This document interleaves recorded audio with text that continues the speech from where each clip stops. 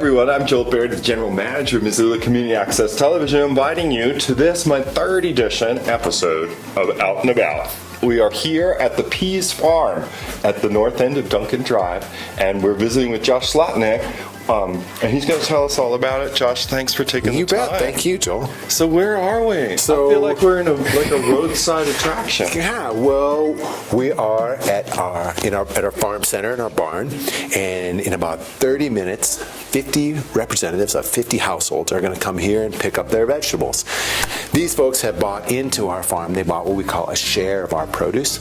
So they pay a set price at the beginning of the year, and they get food for, I think this year we're at 19 weeks. And we are barreling towards the end. October 5th is going to be our last one. Yeah. So today they're going to get kale and celery and cauliflower, hot peppers, broccoli, eggplant, apples, onions, garlic, zucchini, salad mix, spaghetti squash, potatoes. And you know, the selling of those shares makes it so we can give away 15,000 to 18,000 pounds of food. I mean, they're getting great food at a great price, and they're making sure that we grow food for the food bank, that we run a youth program for teenagers, that we run a youth program for elementary school kids, that we bring food to senior citizens, and that we take care of this landscape. Yeah. So it's more, you know, they're really getting, it's quite an investment. So if people wanted to learn more about getting a share, let's just say they were watching this and they were convinced, like, I need a share for the next season. Yeah. How do they do it? So they go to gardencityharvest.org. Yeah. So the Pease Farm, where we're standing right now, is a partnership between the nonprofit Garden City Harvest and the Environmental Studies program at the University of Montana. Excellent. So these fine young people here doing all this hard work are students in the Environmental Studies program, and though I'm dressed like this, I'm their teacher. Oh, you're good at that. And this place, the lease on this place is held by Garden City Harvest, and Garden City Harvest comes up with all the operating expenses to make this go. The land itself is owned by the Missoula County Public School District, and our big obligation is that we maintain educational programs for the school district, which we do pretty much every morning and afternoon this time of year. There's a field trip going on, and there may even be one right now. And that would be from some of the kids in the K through 12 of Missoula County Public Schools. Yep. And we're so close to town, folks. We're only like, I don't know, 10 minutes away from downtown. Yeah. And this time of year, this is a great one to get out in the world. This time of year, if a person has an apple tree in their yard and they're not that interested in tending that tree, they can call us. 543-4992, and we will come and pick those apples. And it doesn't matter if they're wormy or beat up or anything like that. We press cider out of them, and then on the 14th of October, we have an apple cider pressing pumpkin carving day for kids and families. It's super fun. It's no charge. October 14th, the afternoon, apple cider pressing and pumpkin carving.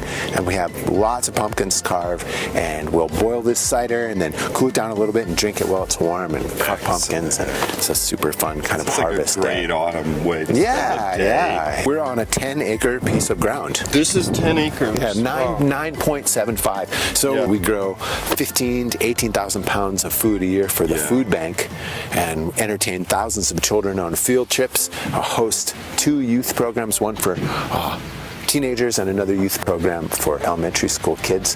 And then this university program is here, and we grow all this food. It's really super grateful we get to do this.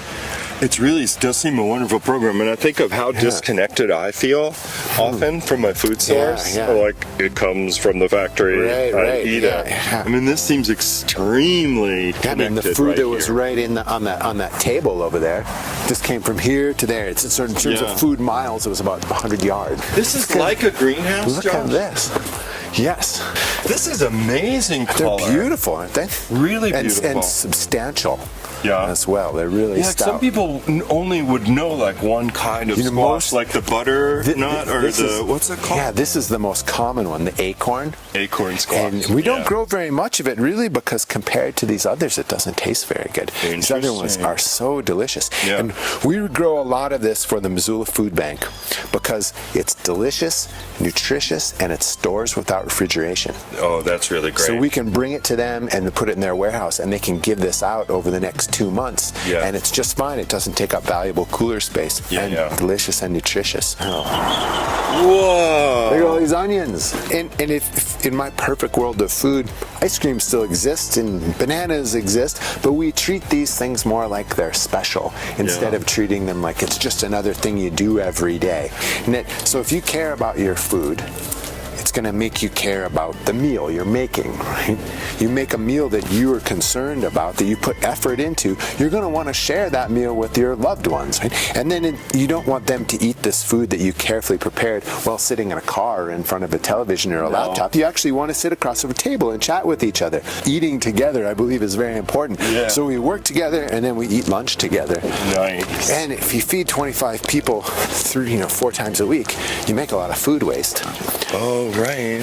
And Here we go. These guys turn food waste into ham and bacon and sausage, which is kind of miraculous. You guys are part of the energy efficiency equation. Yeah, we get them locally, and they live out here. They never step foot on concrete. They have shade, water. They have a wallow back there that they wallow in when it's hot out. Their hairs are pretty thin, and they can get sunburned. So their natural defense is to roll in the mud, and then they basically wear mud, and then it's sunscreen for a pig.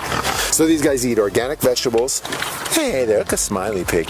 They eat organic vegetables, and they eat organic grains. Yeah. And they turn our food waste into meat, and then we sell a couple of them, and then we send some of the meat to the food bank. We like Peace Farm because we can get fresh veggies that are so much better than what we make in our garden at home. Right? You guys like the veggies? Yeah. We're checking out the chickens. And what else do we like about Peace Farm? Why, guys? The piggies? The pigs. The pigs are awesome as well. It's awesome to have this in our neighborhood. Oh yeah, we like the chickens, we like the peas, and we like the fresh veggies. It's pretty awesome. I do the Peace Farm because I'm interested in local agriculture, and there's a really good community that's built here with all the students and community members that come in to volunteer. And I work the CSA because it's nice to actually meet the people who eat the food we grow. This is a nice little... It's a sweet little spot, isn't it? And it's definitely a bit of a miracle that it's not full of cul-de-sacs and houses. I want to put the credit on my colleague here at Garden City Harvest, Jason Mandala, who's been running this kids program for years. So it's at the point now where pretty much any child who's gone through elementary school in Missoula has come to the Peace Farm on a field trip. These field trips get followed up in the wintertime with a farmer in the classroom visit. So they get another person coming to talk to them about seeds or cooking or onions or tomatoes or whatever. And these kids tell their parents about it. Yeah. So when a couple years ago, when this lease came due, all these parents and teachers went to talk to the school district. I'm like, no, our kids love this. And the school district listened. They were responsive, even though there was the potential to raise millions of dollars by selling this. Now, admittedly, the neighborhood would not have been very excited about that, but also, admittedly, it was the good work of Jason and his minions that caused all these people to come stand up. To have like a real sense of value by a useful program that was administered faithfully over a decade You said of time. it perfectly. I think we'd all be better off if, with more regularity, we prepared beautiful food and shared it with people we care about. You heard it here, people, at the Peas Farm from Josh Slotnick.